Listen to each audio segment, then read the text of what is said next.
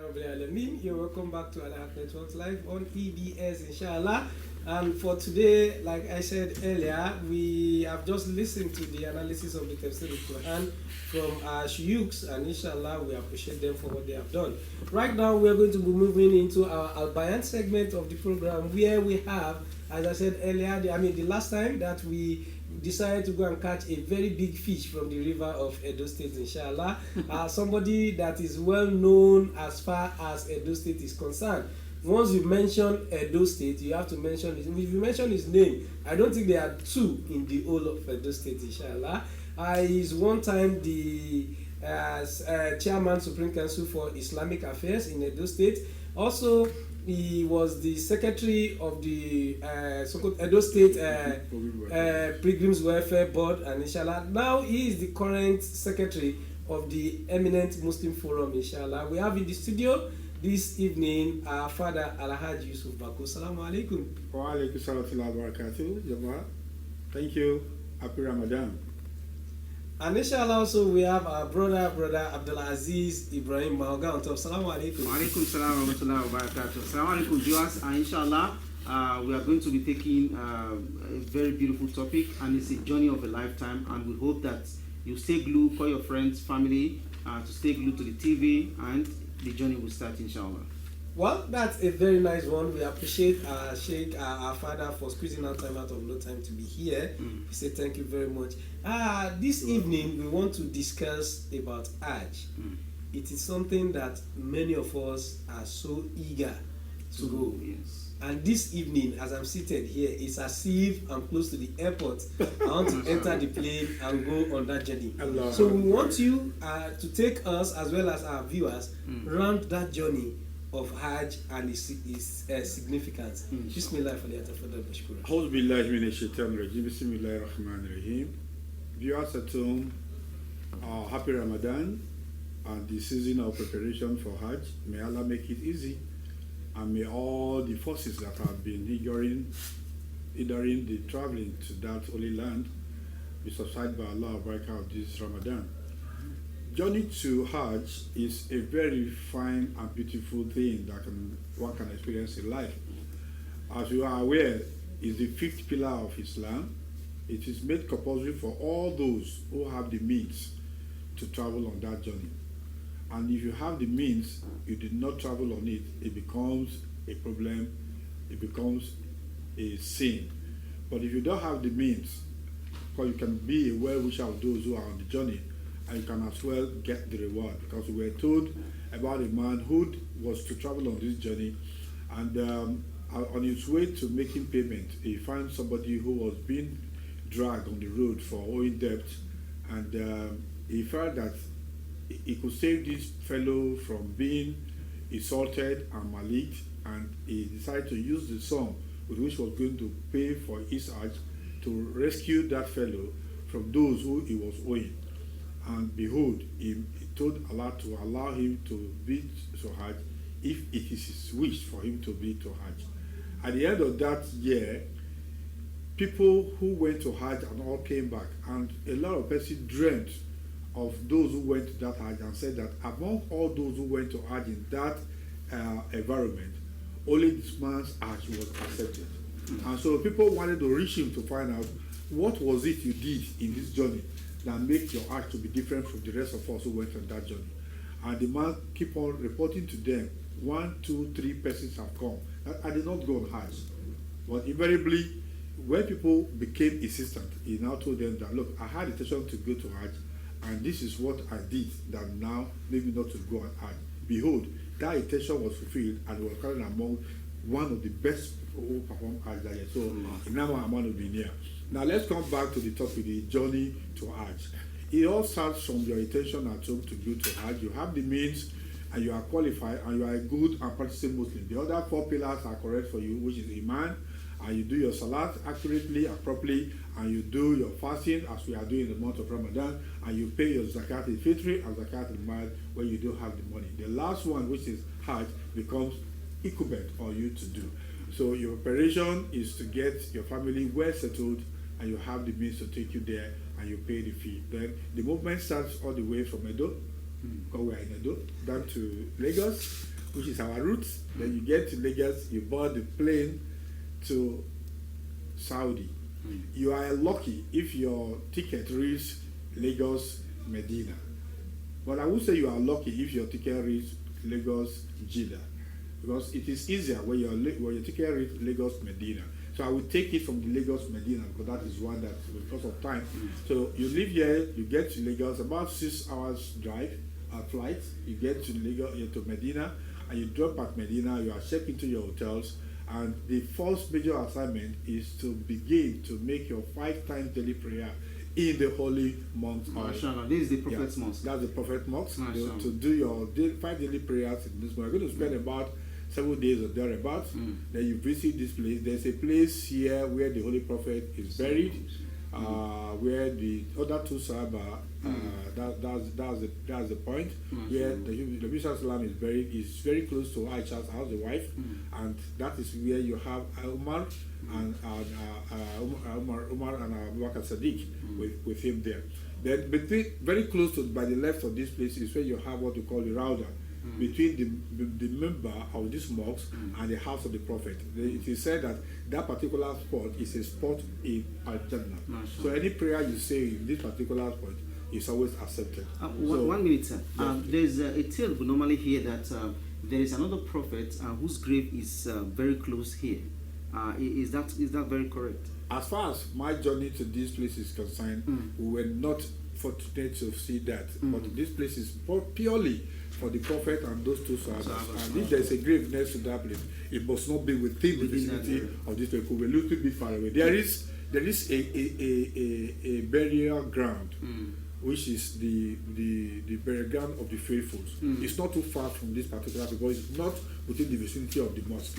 It's where the faithful are buried. And the Prophet did say one of the hadiths that whoever if we have the picture, can we see? That's the grave of the faithful. It's very close. It's just about some meter from the Prophet's grave and the Prophet's mosque. And the Prophet did pray that whoever, you can see the minerals behind. Very close. That's the Prophet's mosque you are seeing behind. So it is said that whoever is buried here on the day of judgment, the Prophet is going to intercede for them. So this is why they call it the grave of the faithful. So it's one of the requirements when you go to Medina to visit. It is not a voluntary requirement. It is not a compulsory requirement, but it is recommended that you pay a visit to the place.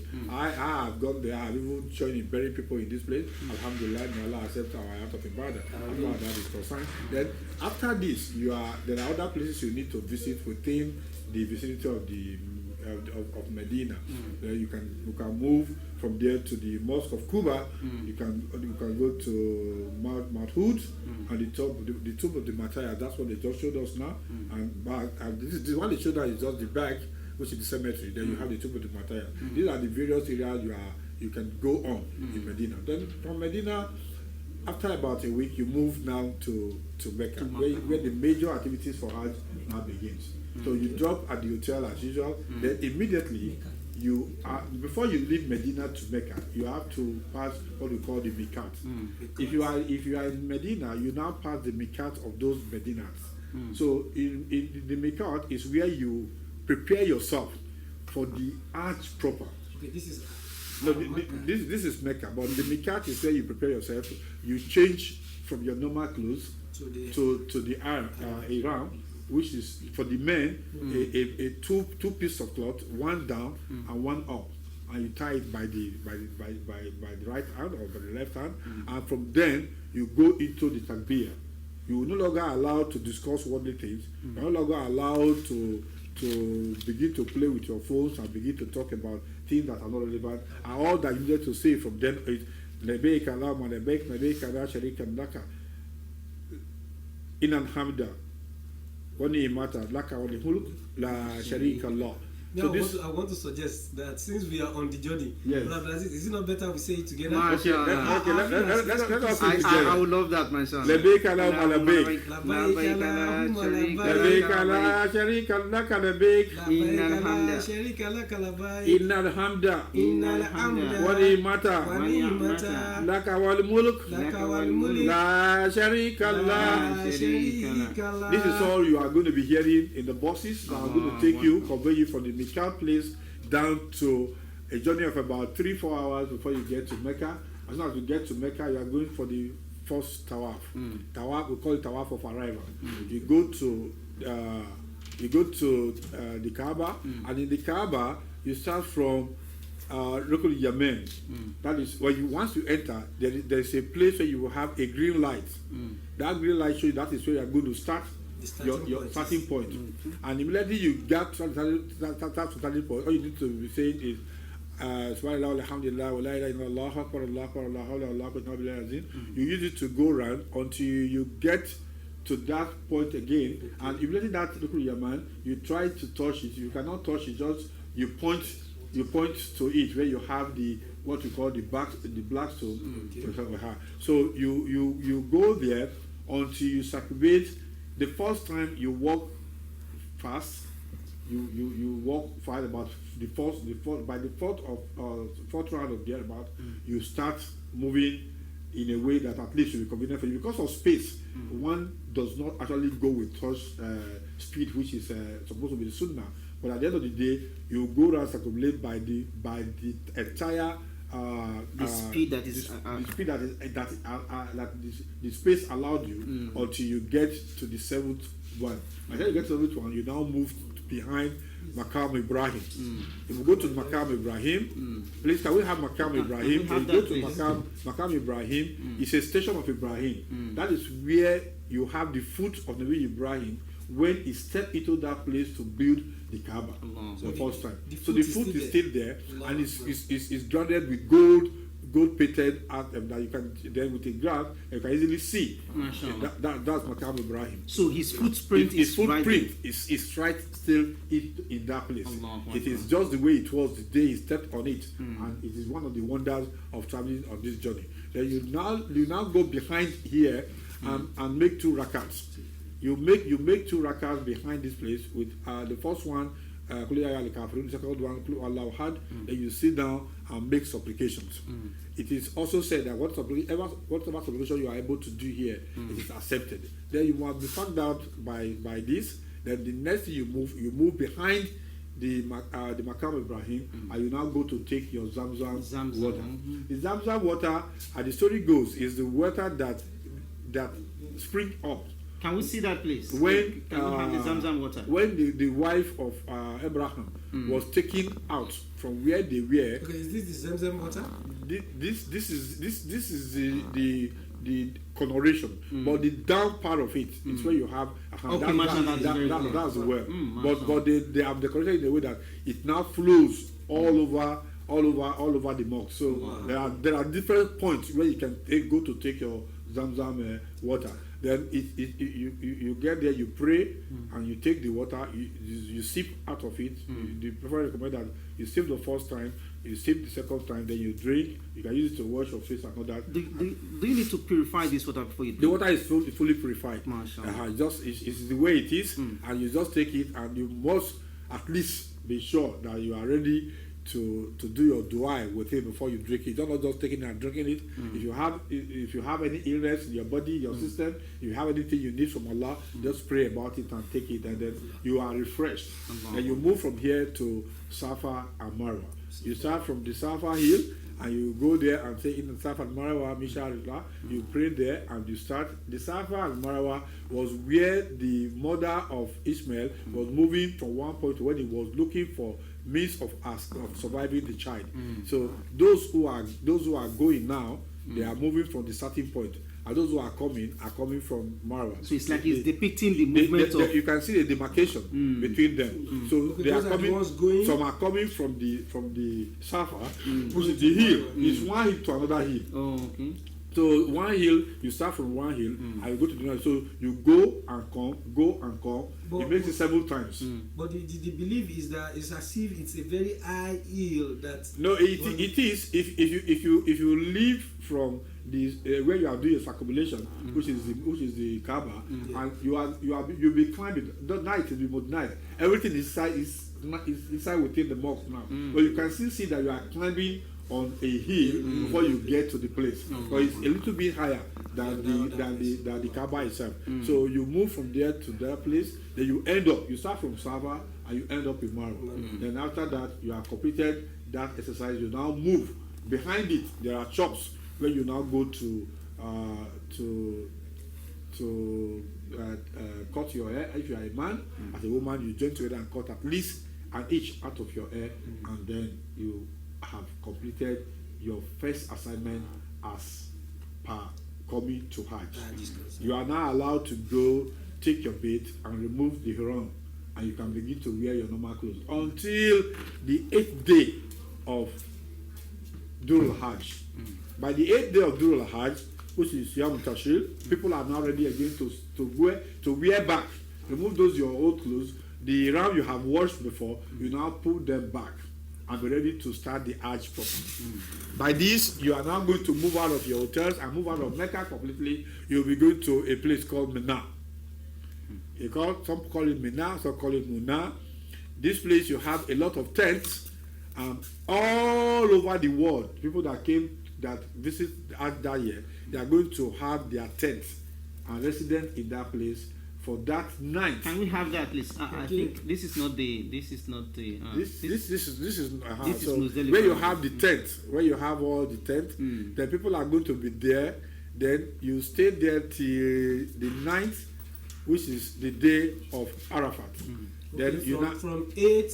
Yes, from the 8th to the 9th, you move from Mecca, you sleep over, and the next day you go to Arafat. Arafat is the main thing of Hajj. If you do not visit Arafat, you cannot wear the cap of Al-haqq. Can we get it? Okay, so, mashallah. This is the Mount Arafat. But it's wider than this, it's big and long, because everybody who visits Hajj that year must be in this Mount Arafat.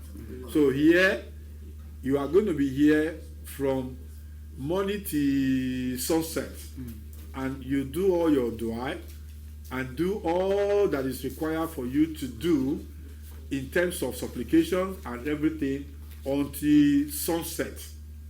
By sunset, you are now to move from this place to a place called Muzdalifa. In Muzdalifa, there are no tents, there are no houses. It's a plain. It's just plain land. You will be lucky if it is not during the very cold weather of Saudi, but you will also be lucky if it's not the very hot weather of Saudi. But preferably, you'll be lucky if it is the hot weather of Saudi, because you would not find it inconvenient when you have to sleep over there, because everybody has to sleep on the bare floor, no house, no tent, nothing. So it is one of the wonders of Hajj too, because if you wake up by midnight, if peradventure you want to go and eat yourself, the only thing you can find there are toilets. The only thing you can find there are toilets, facilities, and all that. But there are no place you can hide your head or anything, even if it is raining. So if you wake up at midnight, at that place we don't have.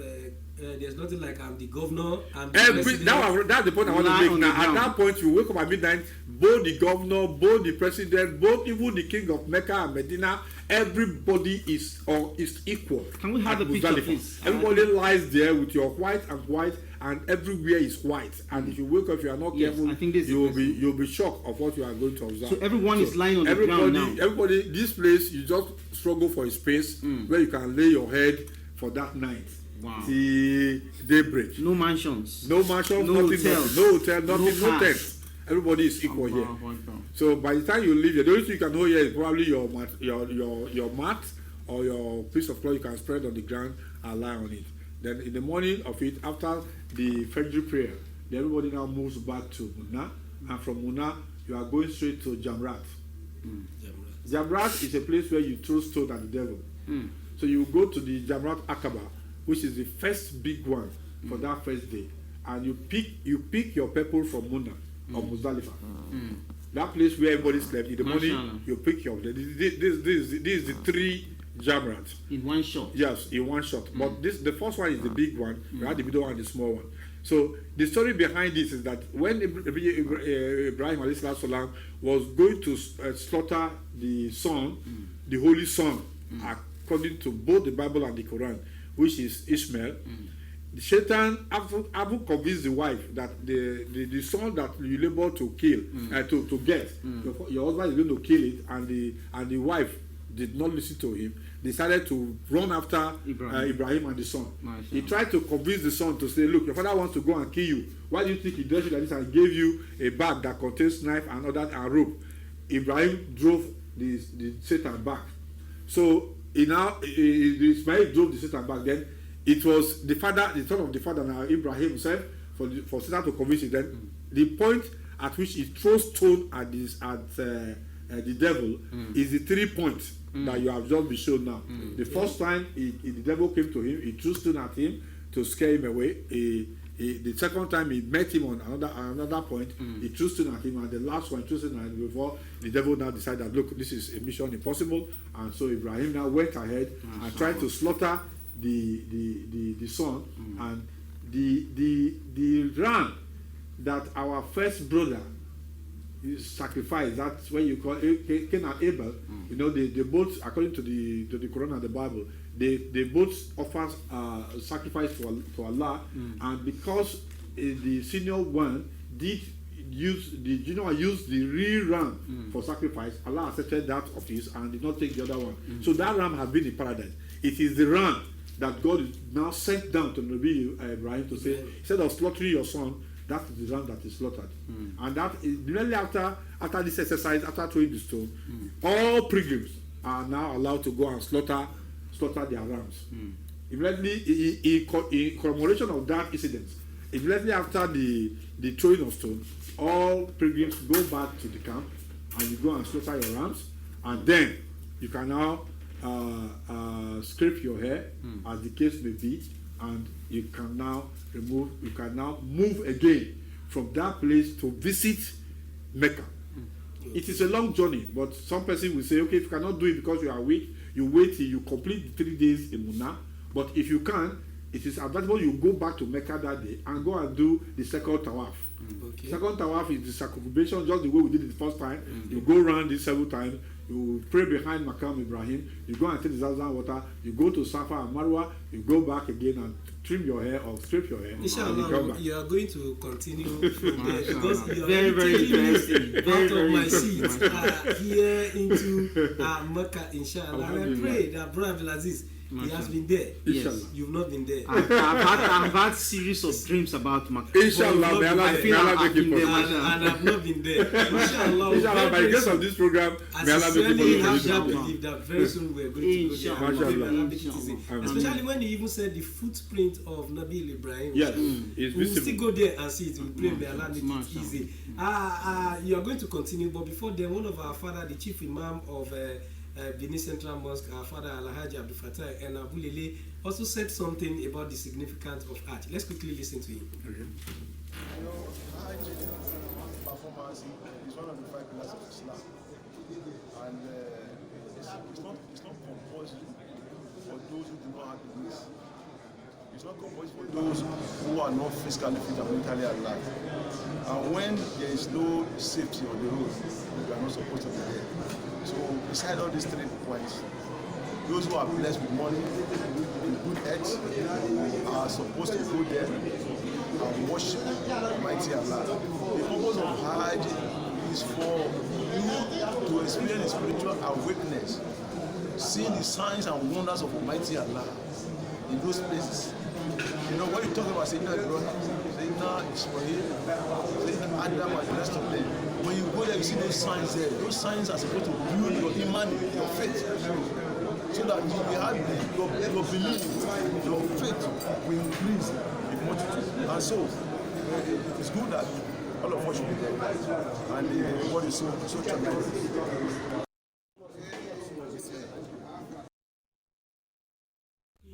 Inshallah, thank you very much. You're welcome back.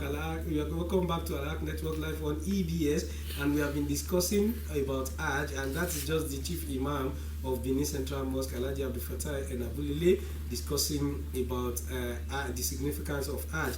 In the studio, if you're just joining us, we have our father Alhaji Yusuf Bako, who has been discussing or taking us around the journey of Hajj. Inshallah, our father is going to continue now, and before the end of the program, we're still going to take another report from our father, the secretary to the Pilgrims Welfare Board, inshallah. We are going to take that. But before then, you have been able to take us around this journey. Yeah. And you said from Muna, from that... From Arafat, one is expected to go back to Makkah. From the Arafat, the activities of Arafat that day, including just prayers, supplications.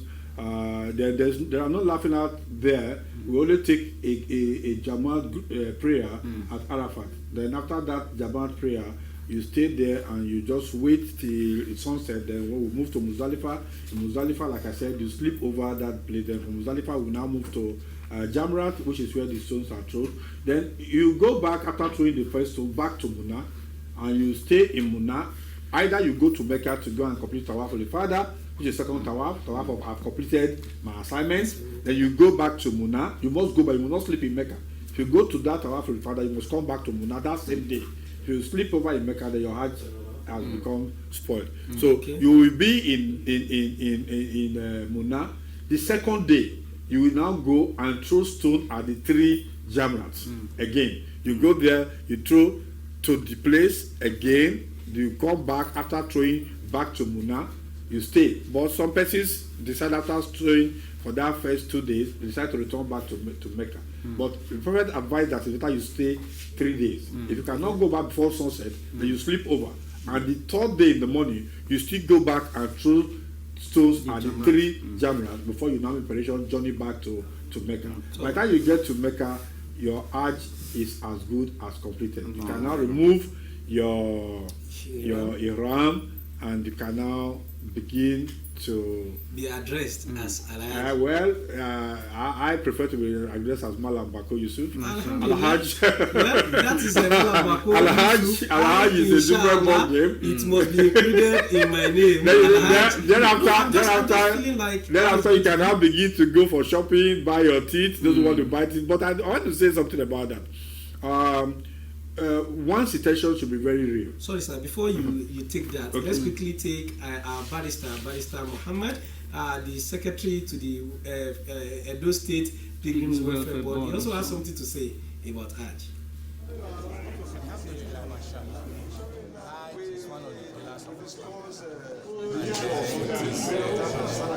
What Allah ordained us as Muslims to do if we have the means, at least once in our lifetime. Actually, the performance of Hajj makes one closer to Allah subhanahu wa ta'ala. If you have the opportunity, as it is a join of Muslims, you have to actually do exercise. Because when you go for Hajj, you see Allah in full. You see the prowess of Allah in its entirety. You see Allah in action. We can better imagine how people survived the Mecca when there was no modern technology. And there in Alhamdulillah, you're welcome back to Al-haqq Network live on EBS, inshallah. We have been discussing about Hajj and its significance, and we have been there in the studio today. As I'm seated here, I've been to Hajj. Technically. So from now, I'm expected to be addressed as Al-hajj Abdulaziz. Free Al-hajj. Inshallah. Father, please, let's quickly round up. As the last take on this, I want to say that most people should know what to do at the right time in doing, otherwise your Hajj will become void. I see a lot of persons during my tenure as secretary to the board in Medina, rather than rushing to pray 5 times daily in the mosque and looking for how they can squeeze themselves into Rauda and do necessary prayer that will help them all through their life. They will be rushing to find, they say, oh, Medina teeth is more better than... No. Please, let us do this. There's a lot of time. After this, you might still have almost 2 weeks of shopping. You can now go and do whatever you want to do. Although I agree that once you leave Medina, except you are official, you cannot go back to Medina. But at least it is the same teeth. You must buy a teeth. So I don't even see it. As well as I'm going to be judged according to intention. But every other thing you get in Medina are almost surplus in Mecca, and even at less price. Secondly, you'll be giving yourself much load if you are going to buy your things in Medina, because you have just started the journey. And a lot of things are bound to happen between Medina and Mecca. And you don't even know where you are, the kind of hotel you are going to be accommodated, and nobody is going to assist you in packing your load. If you buy so many things in Medina, and it's time for us to move from Medina to Mecca, and you are looking for people to help you carry load, there are no helpers. So you just have inconvenience yourself as much as you can for that journey where you are not even started the real thing that brought you there. And please let us also note that the essence of going to Mecca is not for you to beautify yourself and buy expensive clothes that you can wear out. It's for supplication and prayers. You must ask yourself, be educated, and get proper people who will educate you on what to do before you go on the journey, and make pure your intention, and make sure that you are not going to Mecca with debt. If you are owing anybody, pay off your debt before you go to Mecca, and make adequate provision for your family. Once more, let us take it.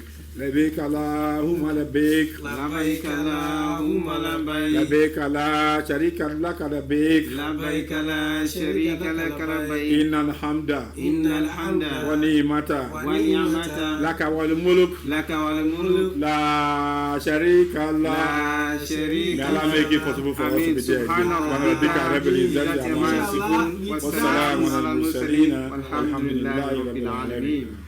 Inshallah, it is with that we'll be moving to the last segment of today's program. Inshallah, we say thank you very much to those of us that are really seated to be part of the program. We wish to go further than this, but because of time, we won't be able to. Let's move to the next segment, inshallah, after the timeout.